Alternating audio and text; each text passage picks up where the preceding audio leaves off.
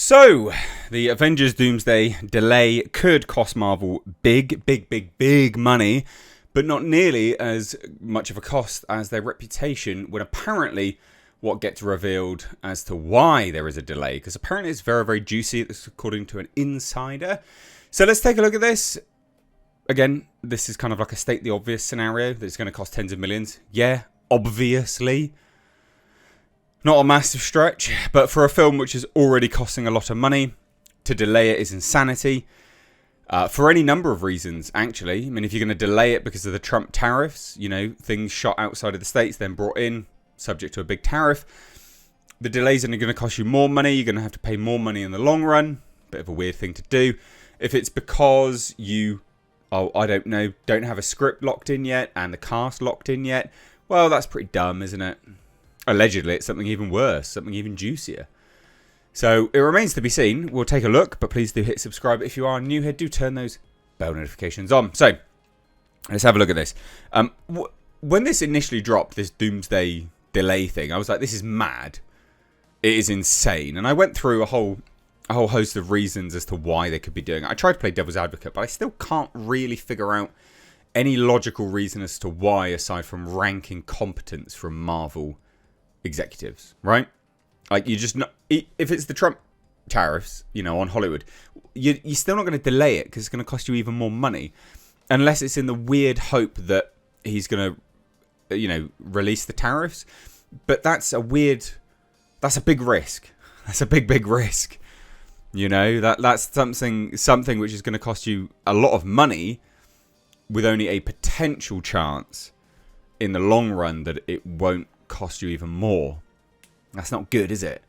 And so I went through other sort of scenarios and I just put it down to ranking competence. It's just weird, but again, now that apparently it's even juicier, that does kind of make sense. But yeah, hit subscribe if you are new here. But anyway, so the recent delay of Avengers Doomsday and Avengers Secret Wars may be more than just a calendar shuffle, according to two former Marvel-affiliated creatives. So the sudden shift in release dates could signal deeper issues behind the scenes. And the financial consequences may be significant. They will be significant. It's not a maybe, they will be. Because Marvel has obviously hired out Pinewood Studios at great expense. Incredible sums of money. Now, even if it doesn't necessarily cost them more money for Avengers Doomsday, because they have hired it out for, say, 5 years or whatever. I know it is some stupid number.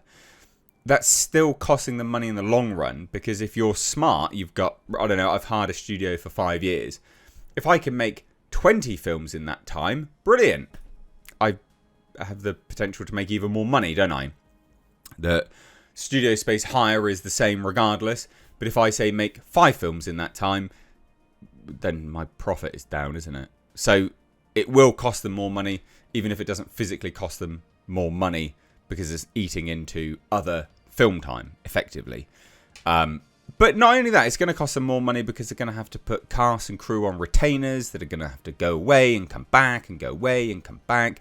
They may even have to dismantle set pieces, unlikely, because again, they do have the studio space hired out for X, Y, and Z amount of time, but it's still, yeah, a lot that's going to cost them. So as reported last week, Disney pushed Avengers Doomsday from May 1st to December 18th, 2026, and Avengers Secret Wars saw a delay from May 7th to December 17th, 2027. So pretty crazy, like big moves, not small. The move leaves Spider-Man Brand New Day as the only other confirmed Marvel Cinematic Universe film set for 2026, with a massive year-long gap between Fantastic Four First Steps and the next MCU theatrical release, which I think actually is smart because the Marvel apathy is real. So I think it's actually very smart of them to do this, because then it gives Marvel an opportunity to reassess where they want to go with everything and whether they want to keep going down this path, whatever path it is that they believe that they're on. I mean, it's effectively just an abject failure regardless. So we'll see. So it says this, however, Spider-Man might also see a delay, seeing as how the movie was set to release between the two Avengers films and had been rumoured to play integrally into their respective plots. Now, Dan Vessenmeyer, an industry veteran who worked as a story artist on the original X-Men, the animated series, has basically said, yeah, there's crap going on behind the scenes.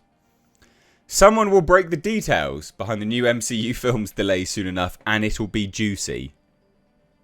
Alright.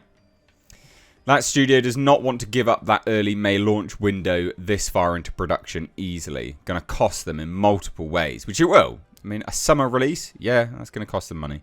And, well, money, box office, everything.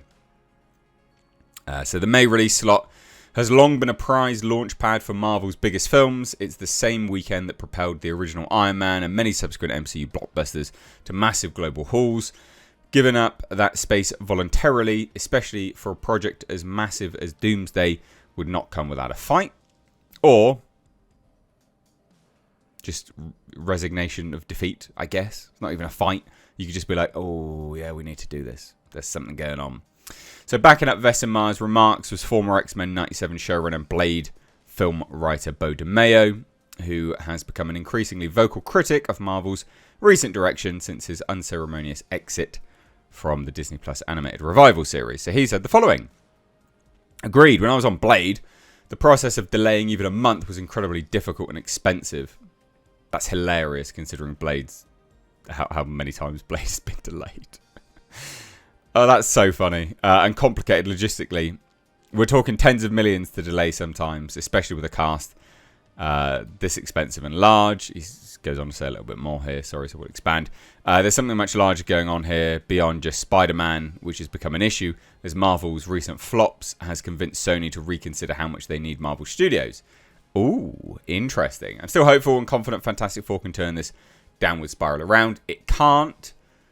I guarantee you it can't, and it won't, because Fantastic Four has never been a property that's been successful. People don't care. At all. So DeMayo added that the Marvel string of underperforming projects has reportedly led to tensions with Sony, with which co-produces the Tom Holland Spider-Man films. So, yeah, interesting. This remark fuels speculation that Marvel Studios may be facing internal restructuring or financial belt-tightening. Disney CEO Bob Iger has publicly stated that Marvel lost a little focus due to the sheer volume of films and Disney Plus series produced in recent years. He has since advocated for consolidating the output to focus on theatrical quality, a strategy echoed by his current release, reorganization, which makes sense. So adding to intrigue, Disney removed several other untitled Marvel titles from the calendar entirely. February 13th, 2026, gone. And then two other previous placeholders, November 6th, 2026 and November 5th, 2027, gone. They're not even Marvel films anymore. Untitled Disney. Oh, amazing. This will cost them a lot of money. The details will break. It will be juicy. Well, they might be juicy. I'm going to go on a limb and say they probably are. Well, he says it'll be juicy. So it's not even they might be juicy. It will be juicy. So this will be fascinating to watch unfold. What do you guys think? Let me know down below. Take care. Bye-bye now.